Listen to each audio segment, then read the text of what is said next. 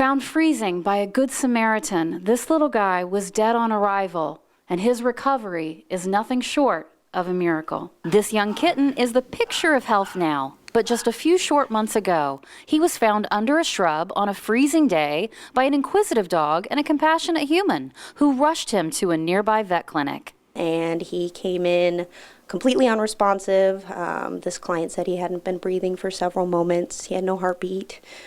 We tried to get a temp because he was very, very cold, no readable temperature. So we basically told the client that he had passed on, and she was upset. So she came back to say goodbye to him, and as she was petting him, he took a breath.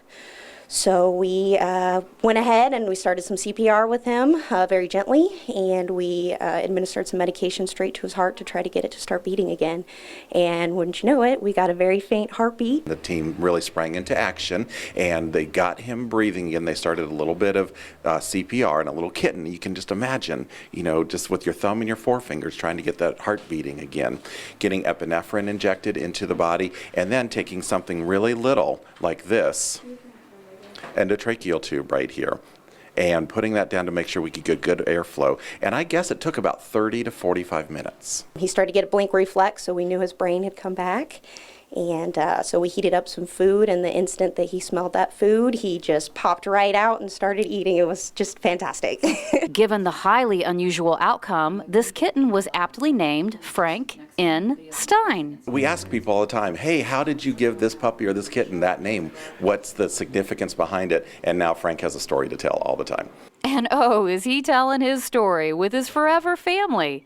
After a few months in foster care, Frank N Stein, now called Frankie, is ruling his new home with his feline sister Bella and canine brother Jackson. He is doing very well. He is the king of the house.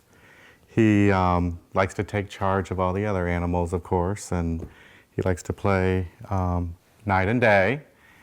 He just is full of life, actually, and likes to run a lot. He is nonstop. He is, we talked about how nocturnal he is and that he's up all night. He just never seems like he sleeps. And Frankie's nocturnal tendencies are even becoming a running joke among friends. And I would call her and say, I didn't sleep all night. And she'd say, well, he's part of the living dead, so what did you expect? So. And now little Frankie has a great life ahead of him, all because of good people doing the right thing.